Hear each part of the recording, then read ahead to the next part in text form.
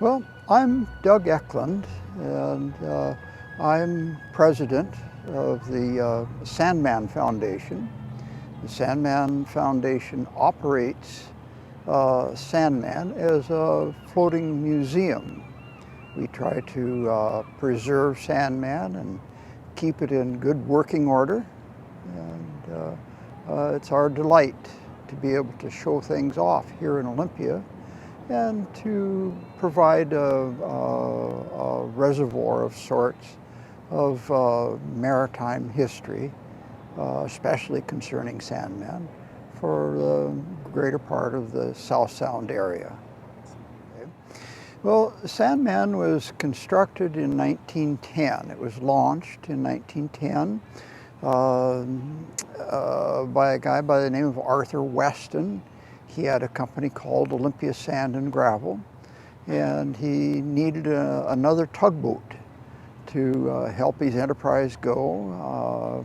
He used Sandman to haul barges of sand and gravel here to Olympia from Stillicum, there being a large gravel mine up there. And so he operated that successfully for a number of years. And finally he had to sell the business. He retained ownership of Sandman, and it passed on through a number of owners and went through a number of upgrades over the years. When Sandman was originally constructed, it was at the Crawford and Reed shipyard in Tacoma, and he commissioned it in 1908. In 1909, Mr. Weston went to the University of Washington Yukon Pacific Exposition. And while he was there, he entered a big building called the Hall of Engineering. As he went through there, nickel-plated hot bulb gasoline engine caught his eye. And so he recognized this thing was rated at 50 horsepower. He thought that would be just right for this tugboat he was getting built. And so he talked to the San Francisco Standard Engine Company and convinced them to sell the thing to him. However, they told him that they were going to wait till the end of the exposition. So that delayed Sandman's construction a little bit, and so it did start out life with this hot bulb engine. It's kind of a frightening thing, in as much as it used gasoline, and we don't generally like to use gasoline on tugboats, much prefer to use diesel. But anyhow, starting the thing involved using a big blowtorch and all sorts of stuff to heat it up, and there was always the ever-present worry of starting a fire below decks. Nonetheless, that didn't happen, and he operated that engine successfully for quite a long period of time. So Sandman eventually passed out of his ownership and went through a whole series of other owners. Around 1920, Sandman was owned by somebody else, and they took issue with the gasoline engine, wanted something a little bit more powerful, and so they installed a four-cylinder Fairbanks Morse diesel. And I've talked to some of the people that operated that thing, and that was a complex thing in itself to get going. Anyhow, nonetheless, it operated with that for a number of years, and passed through to the ownership of a guy by the name of Delta V. Smith, and S-M-Y-T-H, quite illustrious family here in Olympia. And so 1944 rolled around while it was part of the Delta Smith fleet. And since Sandman was doing a degree of strategic work during the war, it was re-engined with a 1944 Caterpillar diesel engine. And so that engine is what's in Sandman now. It puts out just about 115, 110 horsepower, something like that. And we still keep it running. It works just great. You know, it does the trick for us. You know, Sandman, after it got through with hauling sand and gravel, proved to be at the time just about the ideal size of a tugboat for working around in Puget Sound, so it hauled many different types of cargo. You know, barges, log rafts. The barges sometimes would have just all sorts of different stuff on them. You know, there'd be lumber, sometimes wood chips, sometimes more sand and gravel. At times, I'm told that it pulled some amount of oysters around. I haven't been able to document that very well. But, you know, Mr. Smith made a business, did very well at that. Sandman helped him do so.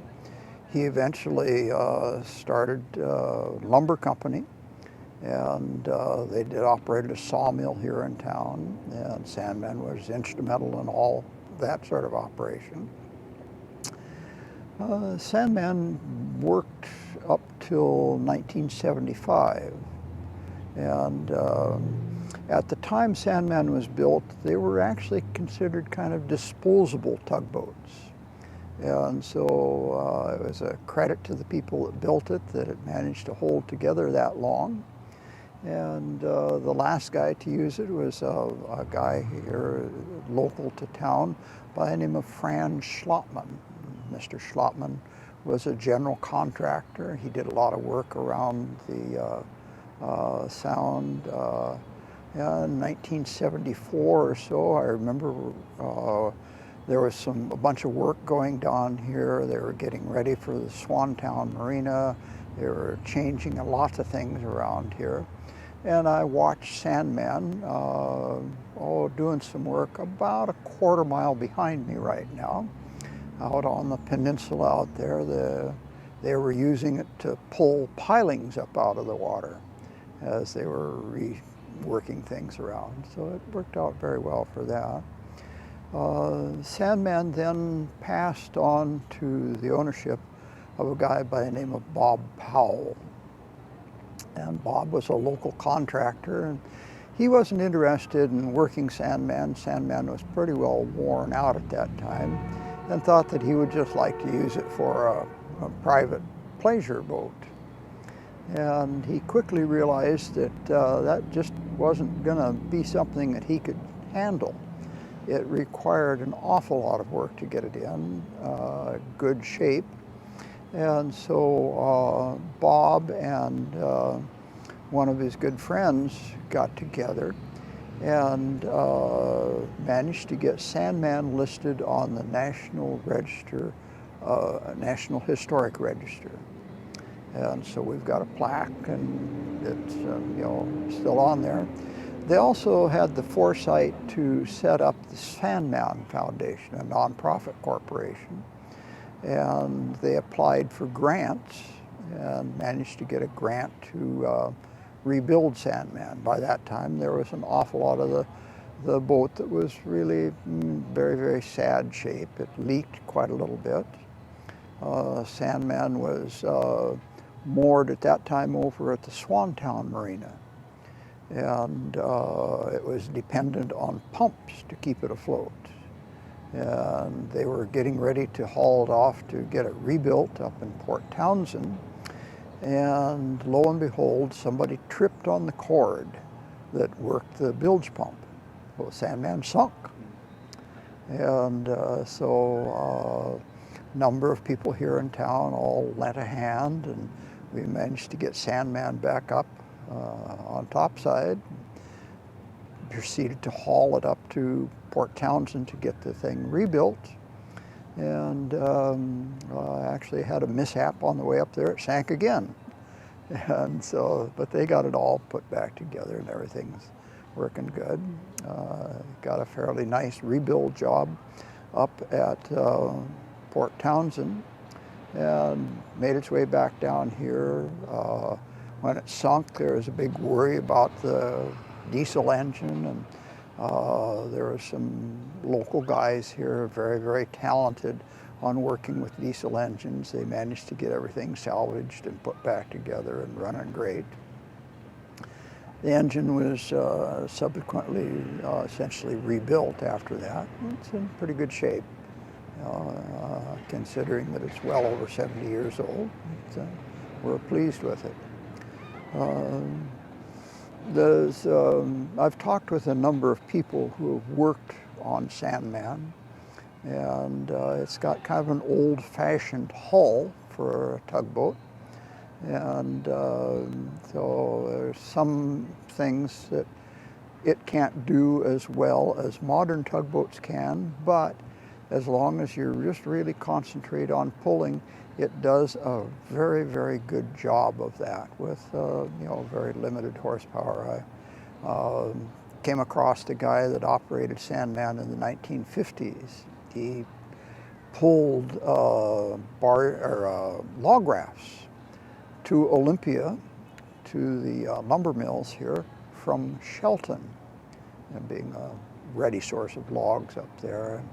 And he told me, Doug, that 100 horsepower tugboat, it pulls like a 200 horsepower tug any day.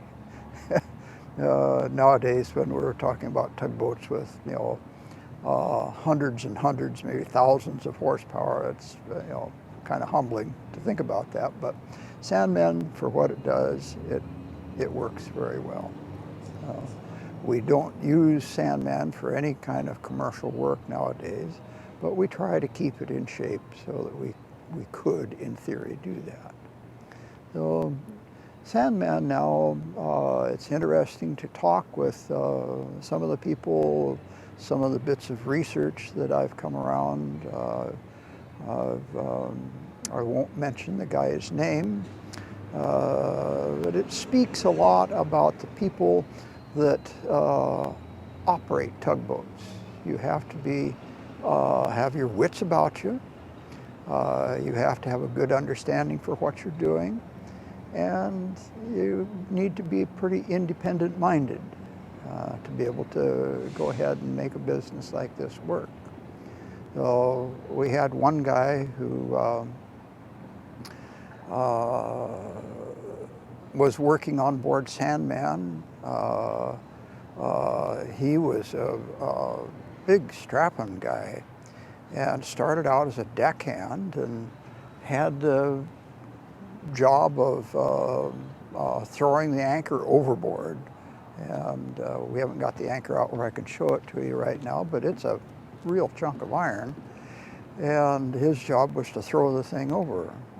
Also, there's an air compressor on board Sandman, and at that point in time, the only way they had of stopping and starting the air compressor was to throw the belt on and off of the pulleys. And so this guy, that was his job while the engine is running, to throw the pulleys off and on. So this particular guy, one day he was throwing the anchor overboard, and after he had done that, he froze up on the foredeck right up here behind me, and was just standing there and kind of had his hands together like this, and he was kind of shocky and going pale, and somebody came up and said, "Phil, what's the matter?" And he pointed down to the water and he says, "My finger went down there with the anchor." And so anyhow, but Phil was a good tugboat man. He had the idea of being independent-minded. Phil, as it turns out, got his draft notice when World War II rolled around, and so he went down to town and was an earnest guy, and he explained carefully that he probably would be willing to go for sure, but that they probably wouldn't want him on account of his lost finger. So Phil nonetheless got orders to report to Idaho, and they would go ahead and take care of things there. Once at Idaho, they had him strip, took his clothes. What do I do with these? Throw them on the floor, we'll take care of them later. He went through the process of getting his physical. At each station he stopped at, he very politely mentioned that he was minus this finger, and universally got just a snappy reply to keep right on going. And so everything, he spent a long day up there, and finally got through and got to the last station. And the guy had looked at the clipboard that had been filled out, and he says, well, this looks all real good, and I think that we'll go ahead and take you. And he looked up and he says, but you're missing a finger. We can't take you. You got to go home. Phil said, well, okay, how do I get home? The best way you can. Well, what about my clothes? And he says, well, those clothes, those got hauled off hours ago. Well, I can't go like this. And he said, well, you go up to the front of the line and wait, and when you see a guy about your size and his clothes hit the floor, you grab them. And so Phil did that, and he got back in. He continued his work finally on Olympia, working on Sandman. He told us all sorts of good stories about how to navigate using the whistle and the bell and fog, what to do if you run aground, what to do if your log raft goes up on the shore and you have to pull it off, just all sorts of really good stuff. This all came out of an interview when Phil was very old. And so anyhow, I read the transcript of the interview, and I could tell from the thing that, I said that earlier, if you worked on tugboat, you had to have an independent mind, you had to, be a critical thinker. And so here it was, more than 50 years after the incident with the clothes and stuff. Phil was still terribly upset about that. And he was stubborn enough, he would have been a good tugboat man, I know for sure. Sandman has been a fixture in Olympia for a long period of time. My own family came to town in 1929. In the 1930s, my father was in grade school, and after school, he and his buddy Augie would walk downtown to my grandparents' old hardware store, and they had a game that they played. And the game was that they would stop on the 4th Avenue Bridge, look to the north out over Bud Inlet, and their game was to see who could find Sandman working in the harbor first. And Sandman was very, very busy. At that point in time, there was a number of lumber mills and plywood mills going here in town. It was hauling lots of logs and general merchandise and just all sorts of stuff. And so, in the 1950s, when I was a little boy, we lived out on Cooper Point, just a couple miles south of Cooper Point, and my father taught me to recognize Sandman as it went up and down Bud Inlet and was working, and I quickly learned to recognize the thing. And I can remember it pulling all those sorts of things. It seemed like it went awfully slow when it was pulling the barges of sand and gravel, or not of sand and gravel, but of wood chips. Those would look much like a big mountain moving down the bay, all stacked up high on a large barge. And so now, just by circumstance, after many, many years, I find myself being able to spend quite a little bit of time on Sandman. And Sandman likewise has, for other people, developed quite a little bit of history around here, and a lot of people have been around for a while know and understand about it. There's a fair number of people. They're getting fewer and fewer that have actually worked on Sandman, but their families are still around. In fact, earlier I'd mentioned Mr. Schlottman, who owned Sandman, who was the last guy to work it commercially. And yesterday we had one of his grandsons come down. And oh yeah, he knew all about the boat, and we had a really nice visit with him. You know, there was, I mentioned the Delta V Smith, and he had a son whose name was Wayne Smith, and Wayne passed away just a little bit ago. Nonetheless, a couple of years back, I met Wayne down here. Wayne was in the Navy in World War II. He was an engineering officer. After the war, he came down, worked for his dad on board Sandman. And so I passed a little bit of pleasantries with him, and he told me this, oh, he knew how to make Sandman go fast. And so I kind of filed that away. You know, never knew if I would ever be able to make use of it. At the time, I was not actually associated with Sandman. Nonetheless, I remembered what Wayne had told me, maybe 10, 15 years before, and put it to use last year. And so for the first time in a long time, Sandman won its heat in the tugboat race. And I have to thank for that, you know, somebody else who was here with Sandman long before I was. It's interesting working down on Sandman now. It's a wooden boat. It wants to, you know, it takes work all the time to keep up with it. That's a real chore. And one of the bigger challenges now is you know, working with all the different people required to go ahead and keep Sandman going, to try and find funding to make things work. You know, it's a job that I enjoy very much. Not because I enjoy the work, but because I have such a deep feeling for Sandman, and I'm very pleased to go ahead and try and keep it going just as long as we possibly can. Back when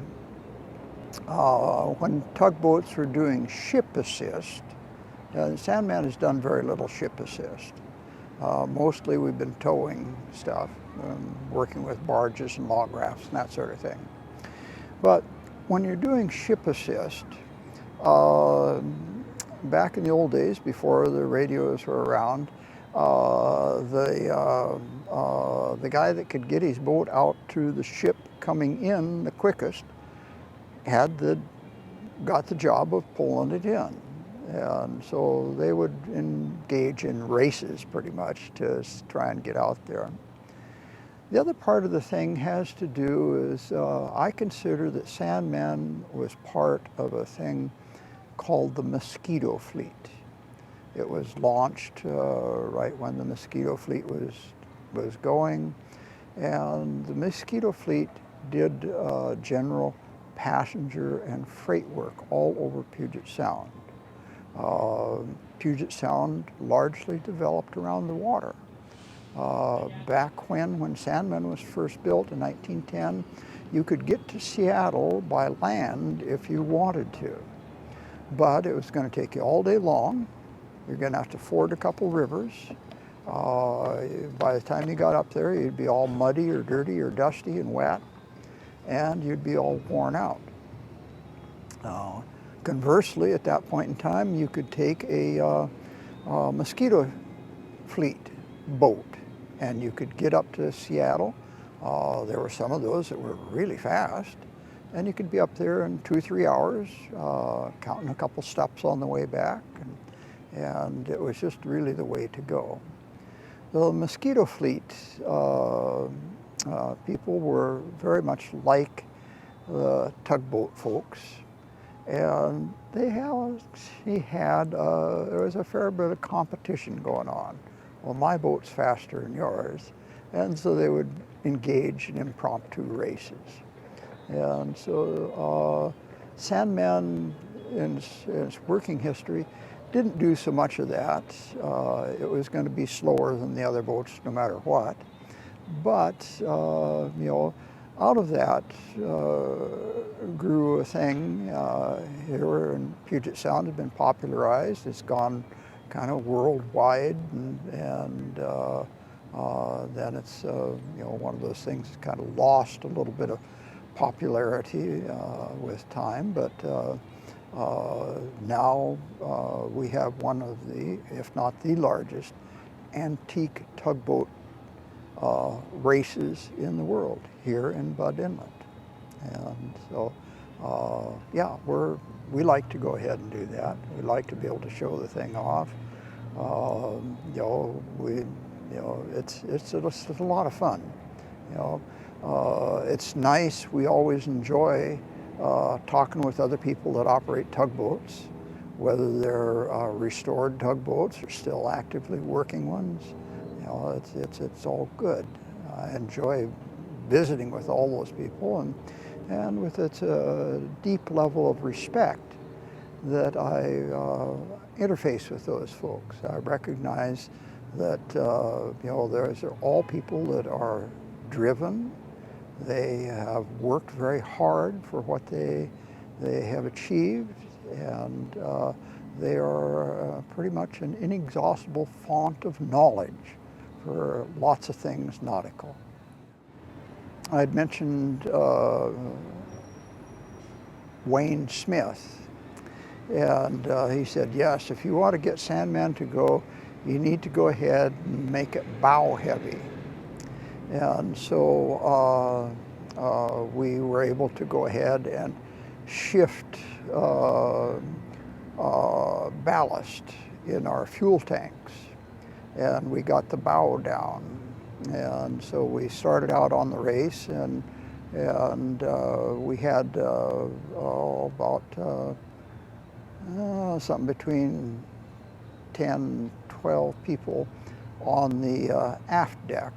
It's the most comfortable place in the race to go, and I could see that we were doing good with the bow down a little bit, and so I talked with those people, and I had them come up and add their weight up on the foredeck. And at that point, yes, what Mr. Smith had told me was absolutely correct, and I could feel that we picked up speed. You know, Sandman has a governor on the engine, and we're very careful. We don't ever want to ruin the engine, so we never fiddle with that. We leave it at its governed speed all the time. And so without changing the engine or doing anything else, but simply by reballasting, we managed to get everything working real sweet. And yeah, so that was not too far off of the start line when I got the people to come in off of the aft deck and come up to the foredeck. And yeah, it worked great. I have a lot of respect for the people that worked boats like Sandman on a commercial basis. And those people were working with very simple vessels. You know, Sandman still steers using a big wooden wheel and ropes and various other mechanisms. So you have a real good feel for what the boat is doing. And so I think many times of all those people that had a great deal more experience than I have, and the respect I have for them when I'm out there. It's fun. I like it very much.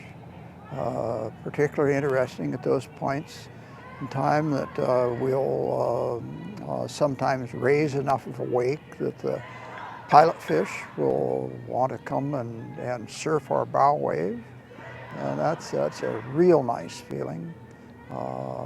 We feel it when you're out on board Sandman. It forces you to be connected to the vessel, and so you try to be very much aware of what's going on, and many times there's enough things going on that you count on the people around you.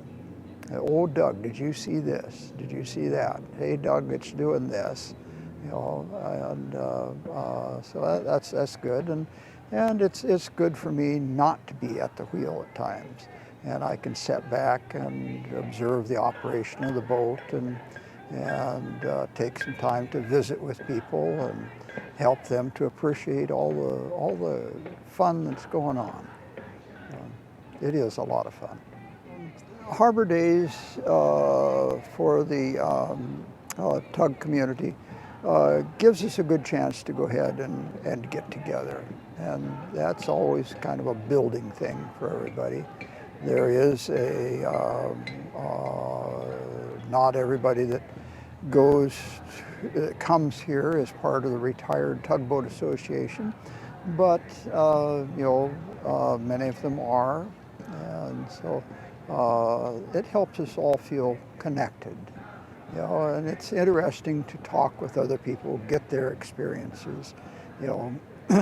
We are all falling short of the experience of the people that worked before us, that worked vessels like these for a living. Those guys are really connected to it. And so we try to approximate that the best we can, given the limited amount of time that we're able to spend actually operating the boats. But it's good. It's very pleasing to watch all of the old-time stuff working and doing its thing just the way it was designed to do many, many years ago. Well, Sandman has a Facebook page, and you just search for Tugboat Sandman, and there's a fair bit of information there on Sandman. Sandman tries to be open Saturdays and Sundays from 11 to 4 for the greater part of the year. And we encourage people to come down, just visit, and soak up a little bit of history. Also, it's a good way to go ahead and leave your name and number with us. And we'll phone up, and many times people start by choosing to come down and spend a little bit of time on Sandman as a docent, showing Sandman off to other people, and that's really good. We like to try and get together and do stuff, and it works out well. And in fact, right now, we're a little bit shy of docents. We could always use more, and it's just a good thing.